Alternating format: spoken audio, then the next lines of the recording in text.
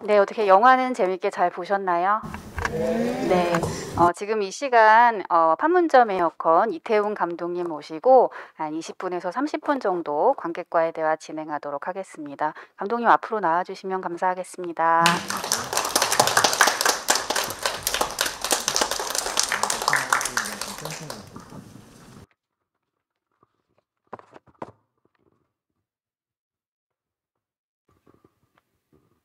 네, 또 이렇게 많은 관객분들이 오셨는데요. 감독님 간략하게 소개 그리고 또 간단한 인사말 정도 부탁드리겠습니다. 네, 안녕하세요. 판문점 에어컨을 연출한 감독 이태훈입니다. 와주셔서 감사합니다. 반갑습니다. 네, 사실 저는 이 영화를 거의 한 20번 정도 본 것 같아요, 감독님. 네, 사실 이 영화는 뭐 오늘 개막작으로 여러분들이 보셨지만 이미 뭐 우리나라 국내의 유명한 단편 영화제들을 거의 뭐 휩쓸다시피 한 맞죠, 감독님? 휩쓸다시피 한 작품이기도 하고요. 또 세계 유수의 영화제에서도 주목받은 그런 작품이기도 합니다. 그래서 굉장히 많이 봤는데요. 특별히 오늘 이 시간에는 개막작으로 또 이 자리에서 만날 수 있었던 것 같아요. 사실 감독님들에게 개막작 선정이라고 하는 건 또 굉장한 영광이기도 하잖아요. 혹시 또 개막작 선정됐다고 하셨을 때 어떤 느낌이셨는지 좀 궁금합니다. 처음에는 거짓말인 줄 알았어요. 왜냐면 코로나라는 여파 때문에 극장이라는 기회가 굉장히 귀하기도 하고, 그리고 제가 이 영화를 이제 만들기 전에 최대한 많은 사람들께 보여드리고 싶다라고 했는데, 어떻게 또 이제 평화영화제 개막작으로 선정해 주셔서 너무너무 감사하고, 이 안에 바람이 달아져 있다 보니까 어떤 바람들이 좀 닿은 듯한 느낌도 좀 들어서 저도 되게 오랜만에 극장에서 보면서 좀 되게 복합적인 감정으로 영화를 봤던 것 같아요. 초대해 주셔서 감사합니다. 감사합니다. 그럼 영화에 대해서 좀 여러 가지 얘기를 나눠볼 텐데요. 방금 영화가 끝나다 보니까 아마 관객분들 머릿속에 여러 가지 장면들, 뭐 궁금한 점도 있으실 거고, 저 장면은 뭐 어떤 의미가 숨어 있는 게 아닐까? 뭐 이런 생각이 드는 분들도 계실 것 같아요. 그런데 원래 계획대로라면은 이제 관객과의 대화를 하면서 이제 궁금증을 이제 관객석으로 마이크를 들여서 또 감독님께 질문하고 사실은 이런 자리가 있는데 여러분들도 아시는 것처럼 코로나19를 통과하는 그런 시기이니만큼 좀 안타깝게도 관객석으로 마이크를 드리는 거는 못할 것 같고요. 그 대신에 제가 여러분의 마음을 다 속속들이 알 수는 없지만 최대한 이 작품에 대한 다양한 정보를 좀 감독님께 듣도록 좀 준비를 많이 해왔습니다. 그래서 좀 양해를 부탁드리는 바입니다. 자, 그러면 영화에 대한 얘기를 본격적으로 들어가 볼까요? 사실 제목이 판문점 에어컨이죠. 굉장히 생소한 제목입니다. 뭐 에어컨은 너무 익숙하지만 판문점에 있는 에어컨이라고는 아마 한 번도 생각해 보시지 못했을 것 같아요. 어떻게 이런 제목을 생각하게 되셨는지 궁금합니다. 제가 이제 같이 각본을 쓴 이제 양강훈 작가님이랑 같이 이제 사진 한 장을 보게 됐는데, 그 사진에 실제 이제 삼성 에어컨 실외기가 북측에 이제 있는 사진이 실제로 제가 발견을 한 거예요. 그래서 저기 써도 되나? 뭐 이런, 저도 마찬가지로 그런 생각들을 하면서 이게 그러면 고장나면 어떻게 되지? 그럼 바람이란 건 뭐지? 이렇게 자문자답을 하면서 만들게 되다 보니까 자연스럽게 제목을 판문점 에어컨이라고 짓게 되었습니다. 사진 한 장을 보시고 얻은 그런 제목이군요. 네, 감사합니다. 근데 이제 뭐 에어컨 뭐 판문점 이런 소재도 마찬가지지만 저는 왠지 이제 영화 보면서 그 어디선가 많이 봤던 느낌인 거예요. 우리가 이제 판문점이라고 했을 때 사실 실제 가보신 분들은 아마 없을 것으로 생각이 되는데 거의 우리가 판문점 했을 때 떠오르는 이미지들은 거의 흡사합니다. 그러니까 뉴스라든가 아니면 이제 이런 어떤 분단의 아픔을 다루고 있는 영화에서 이런 판문점 소재가 많이 나오다 보니까 아마 익숙하실 것 같아요. 그 처음 판문점 나오는 장면 그 머릿속에 기억하시죠? 그 헌병이 이렇게 탁 서 있는 뒷모습에서부터 쭉 시작하는. 그래서 저는 그 박찬욱 감독의 그 공동경비구역 JSA라는 영화 딱 그게 이렇게 생각이 나더라고요.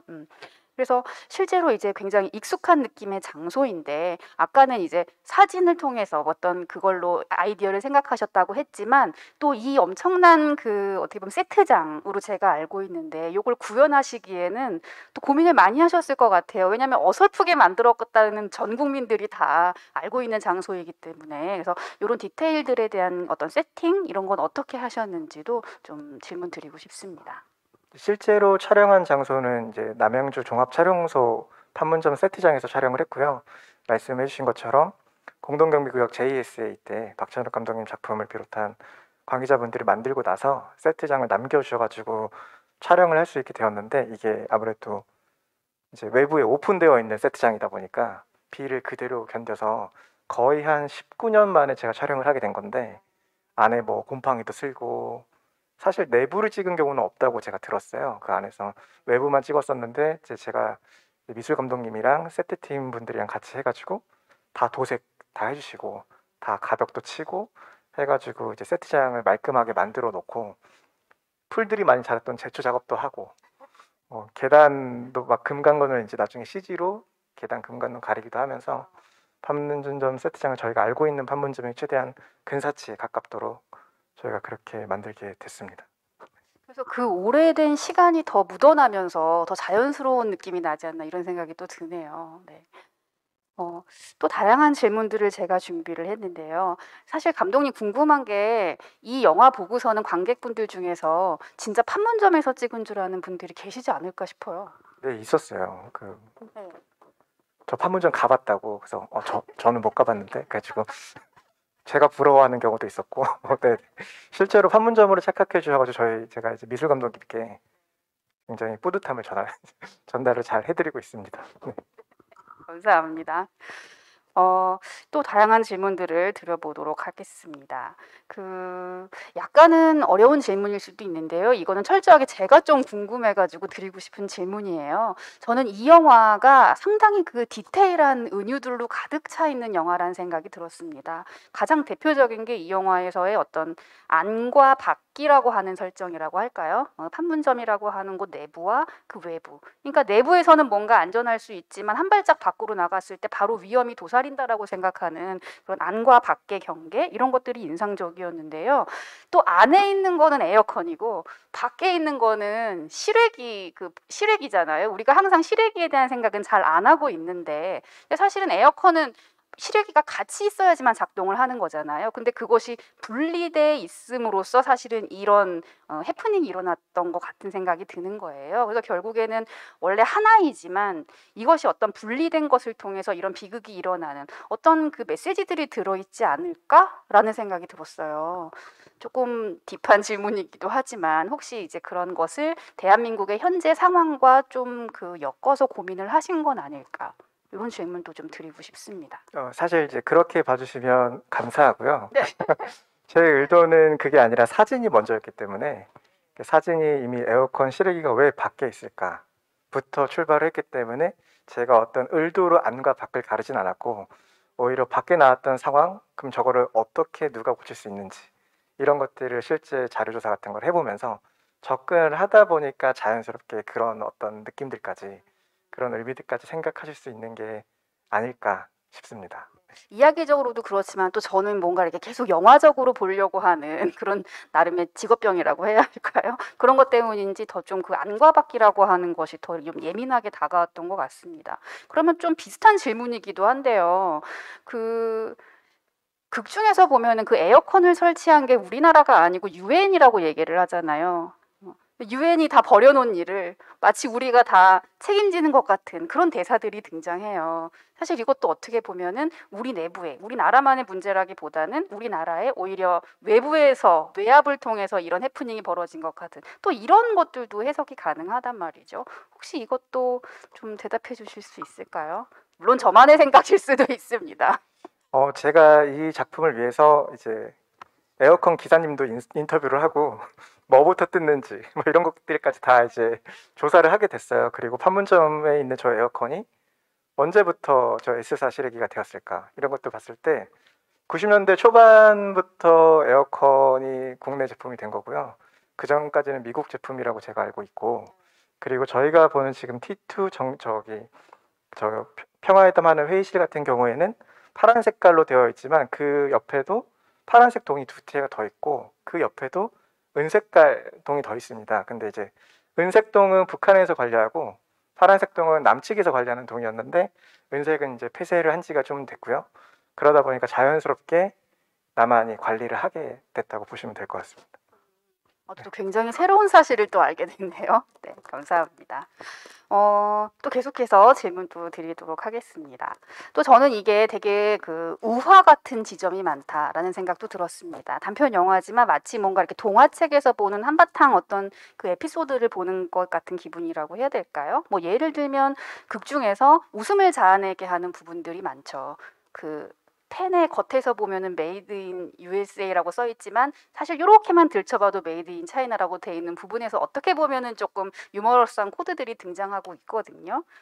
그래서 뭔가 유머러스하다가도 조금만 한 번만 더 나가가면 더 진지한 상황이 되는 이런 남과 북의 대치라고 하는 상황으로 가고 그러다가 또 유머러스해지다가 또다시 긴장하는 상황이 되고 굉장히 그 관객들의 어떤 심리를 쥐락펴락하는 그런 지점들이 저는 이 영화의 가장 탁월한 부분이 아닐까라는 생각을 하거든요. 어떻게 보면 이게 블랙 코미디적인 접근인 것 같기도 하고요. 혹시 이런 점들도 장르적으로 좀 고민을 하시고 연출을 하신 건지 또 이것도 궁금합니다. 우선 지금 제 상태가 딱 그런 것 같아요. 어떤 뭔가 상태이신데요? 편안하게 하려고 하는데 너무 긴장되고 편안하게 말씀을 드리려고 하는데 또 긴장되고 막 이 이런 자리 느낌. 말씀하시는 네, 이 거죠? 자리가 저한테 살짝 그런 느낌이 있는데 제 성향 자체가 무거운 건 가볍게 다루고 싶어하고 가벼운 건 좀 무겁게 다루고 싶어하는 것 같아요. 가령 뭐 제가 뭐 치킨 쿠폰이든 무슨 쿠폰을 뭐 열 몇 자리를 누가 이제 훔쳐갔다. 그러면 이제 저는 그런 걸 스릴러나 느아르 같은 영화로 풀 수밖에 없는 사람이고요. 그래서 이렇게 무거운 이야기는 좀 더 가볍게 얘기를 해야 되고 그렇게 가볍게 접근을 해야 좀 더 스며들 수 있고 좀 더 이 이야기가 무겁다라는 건 모두가 알고 있는 사실이기 때문에 오히려 더 좀 더 가뿐하게 얘기하고 싶은 어떤 그런 지점들이 제 성향상 있었던 게 아닐까 싶습니다. 또 감독님 얘기를 듣고 보니까 사실 무거운 소재라고 해서 무조건 무겁게만 다가가기에는 사실 우리가 마음의 부담이 굉장히 크잖아요. 그래서 어떤 무거운 이야기라도 좀 유머러스함을 겹친 그런 이야기들 이런 것들이 더 생활 속에 스며드는 것이 아닐까. 또 그것이 영화가 가지고 있는 또 가장 큰 매력 중에 하나가 아닐까 이런 생각도 해봅니다. 그리고 감독님 저는 이 주인공 캐릭터분 있잖아요. 그 기사분. 저는 이 분에 대해서 여러 가지 생각이 드는 거예요. 뭐 너무 질문이 많은데 우선 드리면 도대체 이분은 어떤 분인가? 그러니까 제가 볼 때 이 영화에서 가장 약자로 등장을 하시잖아요. 그리고 양쪽의 어떤 분단 상황에서 또 대치되는 상황 속에서 가운데에서 어디로 갈지 모르는 그런 오갈 데 없는 그런 어떤 연약한 모습도 보여요. 그리고 이분이 했던 대사가 저는 되게 인상적이더라고요. 아마 다들 그 대사 기억하실 거예요. 총 겨누고 있을 때 약간 울먹울먹하면서 했던 말. 제가 쌍둥이가 있다. 나는 가장이다. 그 아이들 분유를 뭐 어쩌고 얘기를 하면서 막 이렇게 울먹이는 장면. 사실 그 장면은 이제 극 중에서 이 에어컨 기사의 캐릭터이기도 하지만 더 확장해 봤을 때는 정말 일반 그런 어떤 국민들 자신의 삶을 그냥 묵묵하게 살아가고 있는 일반 어떤 사람들의 모습처럼 보이거든요. 그런데 이 두 어떤 대치되는 상황, 어떻게 보면 그거를 이념이라고도 볼 수 있고 남과 북이라고도 볼 수 있고 그 상황 가운데서 정말로 가장 두려움에 떨고 있는 것은 정말 일반 시민들, 대한민국 국민들이 아닌가? 뭐 이런 생각도 들어서 이렇게 웃고만 볼 수 없는 그런 상황이었던 것 같아요. 이 캐릭터 구성은 어떻게 좀 하셨는지 굉장히 중요한 캐릭터이기 때문에 궁금한 게 좀 많습니다. 제가 개박작으로 이런 무대에서 이렇게 말씀드리는 게 조금 쑥스럽긴 한데 사실 남북 문제라는 걸 생각하기 있어서 저도 제 앞가림에 대한 신경을 더 많이 쓰잖아요. 왜냐면 뭐 어떻게 먹고 살아야 되지 이런 생각들을 매일 하며 살고 있는데 이 수리기사의 모습이 곧 저의 모습 같다고 생각을 했어요. 남북에 대한 문제가 당장 중요한 건 아니고 나는 이걸로 인해서 우리 집을 살려야 되는데 우리 가정을 살려야 되는데 그런 마음들이 훨씬 더 저한테 닿아 있었고 그 마음들이 결국에는 이 캐릭터가 좀 희극스럽지만 그런 태도나 그런 모습들에서는 공감이 될 거라고 생각을 해서 자연스럽게 그렇게 이야기를 만들게 되었던 것 같습니다. 그래서 연장선상에서 진짜로 이 기사라고 하는 캐릭터가 가장 약자처럼 보이기도 하지만 그 결국에는 이들이 가지고 있는 모든 문제를 유일하게 해결할 수 있는 사람이 또 기사인 거잖아요. 이 에어컨 문제 아무도 수리할 수 없는 건데 오로지 이분만 수리할 수 있는 것이기도 하고. 그런데 그럼에도 불구하고 저는 그쪽 군인들이 너무 좀 이렇게 뭐라 해야 될까요? 냉정하게 느껴지는 거예요. 그러니까 어떤 민간인을 계속 거기 내보내고 그리고 정말 이거 끊어질 듯한 그 생명줄 하나 이렇게 걸고 본인들은 또 그 안에 이렇게 있단 말이죠. 그러니까 왠지 모를 이런 얄미움도 느껴지기도 하고 어떻게 보면은 그런 위험 상황 속에 나름 서민이라고 할 수 있는 국민이라고 할 수 있는 사람을 내모는 막 이런 느낌으로도 다가와서 제가 좀 너무 오버해서 본 건가 이 생각도 들고 혹시 그런 사회 비판적인 어떤 메시지 이런 것도 고민을 하신 걸까? 이것도 궁금합니다. 자연스럽게 블랙 코미디가 형성될 거라는 생각을 오히려 했던 것 같아요. 왜냐면 이 여름처럼 뜨거운 날씨에 이념이 부딪히고 있는 판문점이라면 그곳에 있는 에어컨을 고친다면 그것이 바람이라면 그거를 고치는 사람이 수리기사라면 그 사람이 원하든 원치 않든 간에 보는 사람들한테는 어떤 정치적이거나 사회 비판적인 이야기들이 전해질 수밖에 없겠다. 그래서 오히려 그런 느낌들을 전하는데 주안을 두지 말고 오히려 사실 보통 사람이 아니죠. 판문점 같은 데 가서 저렇게 행동을 할 수 있는 사람이 보통 사람은 아니지만 그런 모습들로 통해서 이 영화를 좀 더 즐겁게 즐길 수 있도록 만들어야겠다라는 생각들이 훨씬 더 크게 갖고 있었던 것 같습니다. 맞습니다. 그래서 저는 영화를 볼 때마다 저도 이제 감독님을 많이 뵀지만 영화를 볼 때마다 영화만 보이는 게 아니라 이것을 이렇게 무거운 이야기들도 웃음으로써 좀 승화하려고 하는 그 연출자의 모습이라고 해야 될까요? 그런 것들이 계속 보이는 것 같습니다. 제가 너무 진지한 질문만 한 것 같죠. 다들 점점 이렇게 고개를 숙이고 계시는데 좀 즐거운 얘기로 좀 넘어가 볼까요? 제가 이 영화에서 가장 좋아하는 부분 아마 저랑 비슷한 분들도 계실 것 같은데 그 약간 환상 장면 기억나시죠? 그렇게 대치되는 상황 속이었지만 불났을 때 이제 서로 불 끄고 이제 물 하면서 물장구처럼 보이고 그리고 저는 약간 그거 있죠. 이렇게 뿌연 연기 속에 환상처럼 마치 가려졌지만 정신을 차리고 딱 밑을 봤을 때 물속에 이렇게 발을 담그고 있는 게 전 되게 인상적이었거든요. 그러니까 우리가 물이라고 했을 때는 굉장히 태고적인 느낌도 있지만 뭐 어떠한 다툼도 없고 분쟁도 없고 그저 고요하게 흐르는 어떤 자연 속의 정서 그 안에서 그렇게 해맑게 웃고 있는 사람들을 보니까 정말 모든 게 다 해소되는 느낌이었고 실제 우리의 그 대한민국의 상황은 그렇지 않더라도 정말 그렇게 나아가고자 하는 마음들 간절한 바램들 이런 것들이 자연적으로 생기는 그런 장면이었던 것 같아요. 근데 이제 그게 좀 환상적으로 이렇게 그려졌다라는 거죠. 그걸 그렇게 약간 몽환적이고 상상처럼 그려내신 이유 그러니까 직접적으로 그리지 않고 왜 그러셨는지도 좀 질문 드리고 싶습니다. 우선 그 장면이 이 판문점에 옛날에 강이 흘렀다고 해요. 실제로. 네, 네. 그래서 널문리라는 이름을 갖고 있었는데 그게 나중에 한자어로 바뀌면서 이제 판문점이 된 건데 잠깐 약간 곁들이면 그 널빤지 문으로 만든 다리라는 뜻에서 널문리인데 임진왜란 때 선조가 이제 도망가려고 하니까 백성들이 널빤지 대문으로 된 자기의 대문을 뜯어줘서 다리를 만들었다는 설이 있어요. 공교롭게도 그곳의 문도 열려 있었겠죠. 바람이 불고 있었을 테고 기본적으로 물이 흐르고 있었다라는 걸 알고 있었기 때문에 저는 오히려 이 영화가 이 영화 전체가 오히려 판타지 같고 그 장면이 굉장히 리얼하게 느껴져요. 왜냐면 우리가 지금 끝나지 않고 아물지 않는 상처인 거잖아요. 이 역사는 우리나라가 세계에서 유일한 분단 국가이기도 하고 근데 실제로 판문점 사진들을 조사를 해보면 외국 분들이 막 웃고 있는 사진들도 많이 나와요. 맞아요. 저도 좀 봤던 것 같아요. 우리한테는 아직 아물지 않은 상처와 같은데 저들한테는 관광 명소인 것들 어떤 이런 것들이 묘한 감정들을 일으켰고 그래서 저때의 순간들 행복했던 순간들을 불러일으키고 싶다. 이 영화가 만든 게 아니라 흐르고 있는 역사에 얹고 싶다라는 상상을 먼저 했었던 것 같고 근데 그러다 보니까 이게 좀 중의적인 게 근데 니들 놀고 있을 때 아까 수리기사는 불타고 있는데 라고 다시 얼른 정신 차리고 영화로 돌아오는 장면이 이제 한 씬에 그 계곡 같은 환상의 씬에서 녹아져 있어서 아마 조금은 동화적일 수도 있고 조금은 이질적이라고 느끼실 수도 있을 것 같은데 저는 개인적으로 그 장면을 굉장히 애착을 갖고 있는 씬입니다. 네. 또 이렇게 감독님 얘기를 들으니까 좀 의문이 풀리네요. 저는 이것도 질문 드리고 싶었거든요. 그렇게 물속에서 이렇게 행복하게 서로 물장구 치고 노는 장면에 왜 우리 기사님은 안 계시냐. 이게 뭔가 이게 되게 아쉬운 거예요, 괜히. 그래서 그것도 여쭤보고 싶었는데 어쨌든 현실로 다시 녹아드는 어떤 매개로 활용하시기 위한 것이다라는 대답을 해주신 것 같아요. 다시 생각해도 영화가 너무 멋있습니다. 예. 자, 그러면 이제 감사합니다. 질문에 타이밍을 더 늦기 전에. 네네. 그러면 조금 더 달려보겠습니다.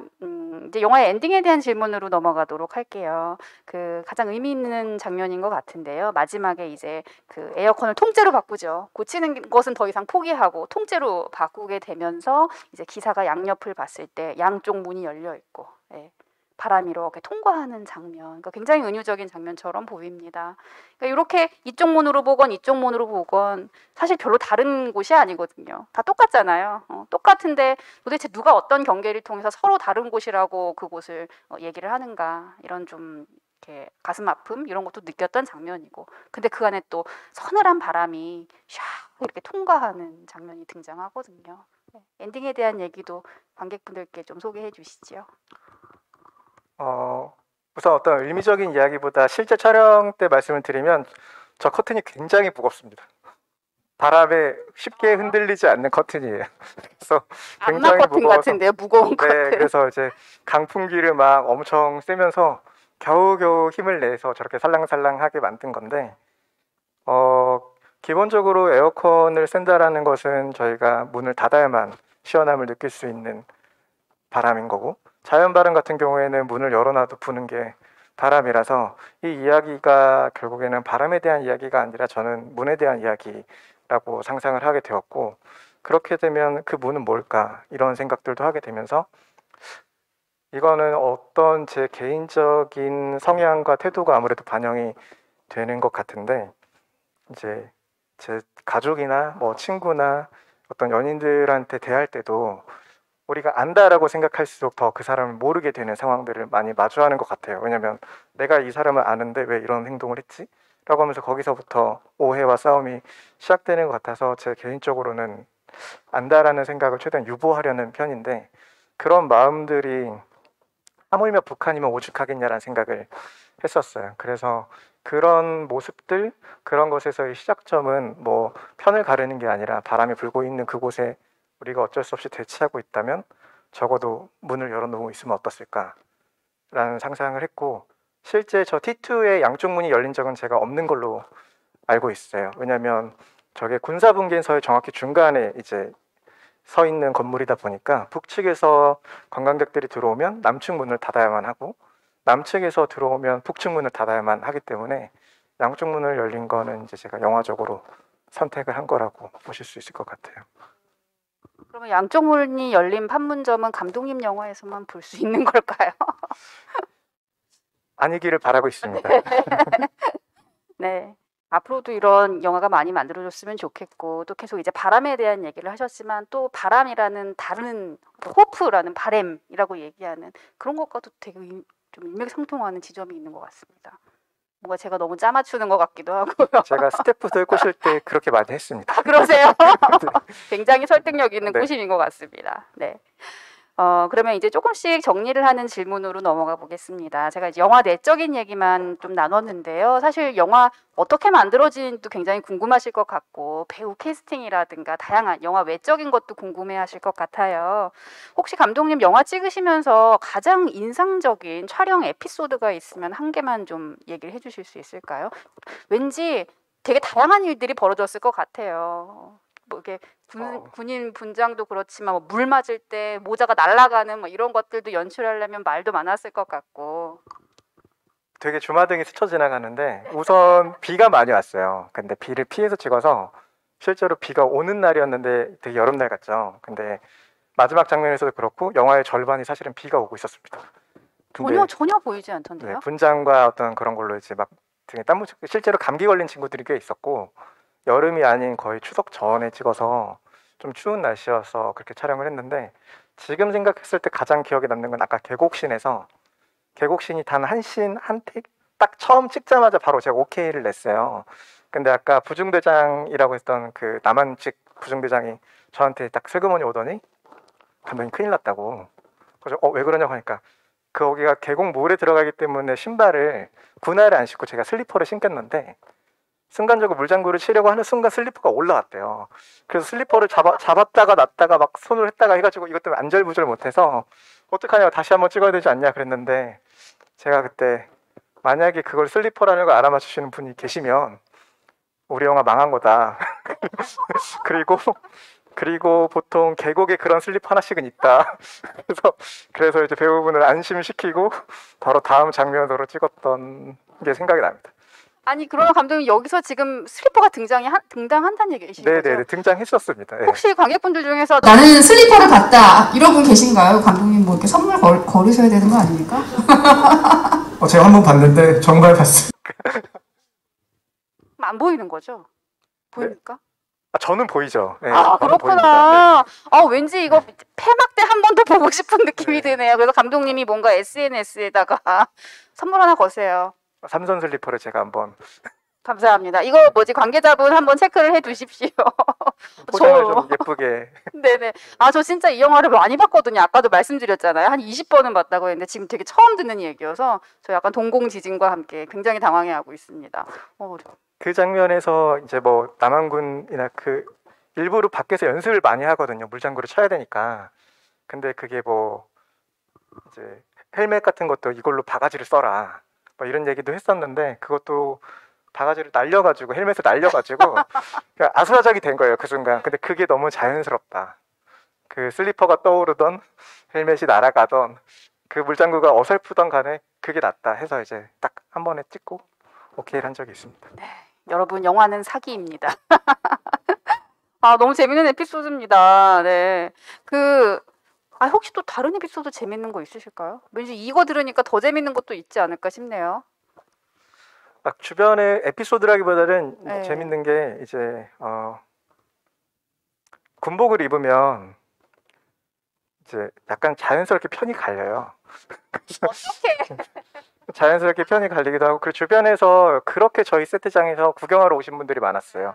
왜냐하면 북한 군복도 너무 잘 어울리고 그리고 남한 군복도 좀 멋있고 하다 보니까 서로 그렇게 있다가 서로 교류했다가 뭐 어떤 사람이 햄버거를 먹었는데 저는 진짜 뭐 감자를 먹는 것처럼 주변에서 막 이렇게 놀리고 해가지고 그냥 그 일상 자체가 되게 약간 묘한 어떤 재미들이 있었던 것 같아요. 진짜로 뭔가 이렇게 보이지 않는 편처럼 이렇게 된 것도 되게 웃기고 굉장히 재밌는 촬영 현장이었던 것 같습니다. 네. 제가 질문을 많이 준비를 했는데요. 그래도 시간이 조금 다 되고 있어가지고 제가 한두 개 정도만 질문을 더 하고 마치는 걸로 하면 좋을 것 같은데요. 저는 이제 감독님 이 영화를 지금 꽤 전에 봤는데 이제 다음 작품이 사실은 좀 궁금해요. 어느 감독님이나 약간의 자기가 하고자 하는 이야기들을 계속해서 만드시잖아요. 그리고 이태원 감독님 지금 판문점 에어컨이라는 소재로 또 되게 잘 알려지신 분인데 혹시 다음 작품도 비슷한 소재일지도 좀 궁금하고요. 만약에 아니라고 한다면 뭐 어떤 작품인지 조금만 오늘 오신 분들에게만 알려주시면 재밌지 않을까요? 제가 기본적으로 어떤 자연적인 현상의 어떤 상황들이나 이야기들을 덧붙이는 걸 좋아한다는 생각을 하고 있고요. 다음번에는 뭔가 좀 더 땅에 대한 이야기가 될 것 같고 이제 독이라고 해야 될까요? 분노에 대한 이야기가 될 것 같아요. 완전히 지금과는 완전히 다른 톤이긴 하지만 그만한 또 독특한 지점이 있는 이야기가 될 것 같고 제가 그 양가운 작가님이랑 이제 드라마 대본 작업들도 하고 있기 때문에 아마 어떤 게 먼저가 될지는 모르겠지만 부지런히 해서 그게 드라마가 됐건 혹은 장편 영화가 됐건 간에 보여드릴 수 있도록 하겠습니다. 혹시 소재가 그런 걸 보면 스릴러 장르 영화 이렇게 좀 생각하면 될까요? 네, 미스터리 스릴러 오, 기대됩니다. 장르입니다. 이렇게 블랙 코미디 만드셨다가 또 미스테리 장르 만드신다고 하니까 또 어떤 색깔의 작품이 나올지도 궁금합니다. 혹시 그러면 괜찮으시면 영화 완성되면 다음번에도 저희 영화제에서 한번 상영을 불러만 주시면 제가 그때 삼선 슬리퍼 갖고 박수 쳐주시고 아니, 있습니다. 감사합니다. 이거 약속 지키셔야 돼요, 감독님. 다 녹화되고 있습니다. 네. 감사합니다. 제 농담에도 이렇게 잘 받아주시고. 그래서 오늘 이렇게 지금 뭐 한 시간이 다 됐는데요. 또 이렇게 감독님 모시고 영화에 대한 다양한 이야기가 또 여러분에게 많은 또 도움이 됐는지 모르겠습니다. 아마도 자리에서 되게 궁금하신 점이 막 있는데 질문을 못해서 안타까워하실지 않을까 이 생각이 들거든요. 그래서 저희 그 영화제 SNS라든가 아니면은 저희 영화를 보고 이렇게 댓글을 다는 그런 곳에다가도 감독님에 대한 질문들을 써주시면 그래도 관계자분들이랑 감독님이랑 같이 해가지고 질문에 언제든지 좀 답을 해드릴 그런 준비를 하고 있습니다. 그래서 좀 궁금한 게 있다고 그냥 넘어가지 마시고 온피프엔 들어가시면 또 다른 작품들도 많이 볼 수 있으니까요. 적극적으로 온라인으로 소통을 하면 더 풍성한 영화제가 되지 않을까 이런 생각도 해봅니다. 감독님 오랜 시간 동안 함께 해주셔서 너무 감사드리고요. 또 마지막으로 관객분들께 마지막 인사하고 마칠까 합니다. 너무 귀한 자리에 우선 초대를 해주셔서 너무 감사하고, 이 시간이 사실 제가 오랜만에 극장에 앉아서 보는데 너무 이상했어요. 진짜로 이게 어떤 울컥거림이라고 말하기엔 울컥인 것도 아닌 뭔가 이상한 마음들이 맴돌고 있었는데, 다음번 정말 이 자리에서 불러주시면 그게 어떤 영화든 간에 제가 다시 한번 찾아뵐 수 있도록 저도 열심히 할 거고, 잘 들어주시고 계셔주시고, 혹시나 궁금하신 거나 혹시나 슬리퍼를 원하시면 언제든지 연락 주시면 제가 최선을 다해 준비를 하도록 하겠습니다. 감사합니다. 감사합니다. 네. 앞으로도 이제 며칠간 영화제 꼭 기억해 주시고요. 많은 사랑과 관심 또 부탁드리겠습니다. 오랫동안 자리 지켜주신 여러분 감사드리고요. 오늘 여기서 마치도록 하겠습니다. 감사합니다. 감사합니다.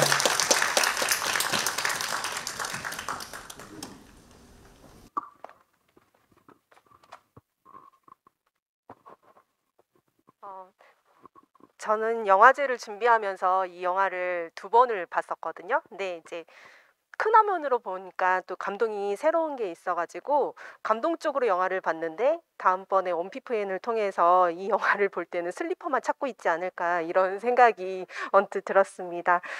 좋은 시간 그리고 좋은 대화 나눠주신 두 분께 다시 한번 뜨거운 박수 부탁드립니다. 이제 좀 긴 시간 마무리를 해야 될 것 같은데요. 다시 한번 영화제 일정을 안내 드리도록 하겠습니다. 다양성동 평화영화제는 오늘 개막식을 시작으로 해서 12일 금요일부터 14일 일요일까지 온라인 플랫폼 온피프엔을 통해 72시간 동안 개막작 판문점 에어컨, 어른이 되면 학교 가는 길, 안아줘 똑바로 안아줘를 관람하실 수 있습니다. 영화뿐만 아니라 체험, 여행, 워크숍 등 다양한 문화예술 프로그램까지 온 오프라인으로 즐기실 수 있습니다. 11월 9일부터 14일까지는 성동문화재단 유튜브에서 문화다양성 팟캐스트 어쩌다 공존을 스트리밍한 뒤 좋아요와 댓글을 남겨주시는 참여자 중 30명을 선정하여 기프티콘 증정 이벤트도 진행되니까요. 많은 참여 부탁드립니다. 영화제에 대한 자세한 정보 확인과 사전 신청은 성동문화재단 홈페이지와 배부해드린 리플릿 앞면의 QR코드로 가능하오니 많은 관심과 참여 부탁드립니다. 그럼 2021 다양성동 평화영화제 개막식은 여기서 마치겠습니다. 깊어가는 가을밤 문화예술을 통해 우리의 마음이 평화로운 시간이 되셨길 바랍니다. 긴 시간 함께해 주셔서 감사합니다. 안녕히 가십시오.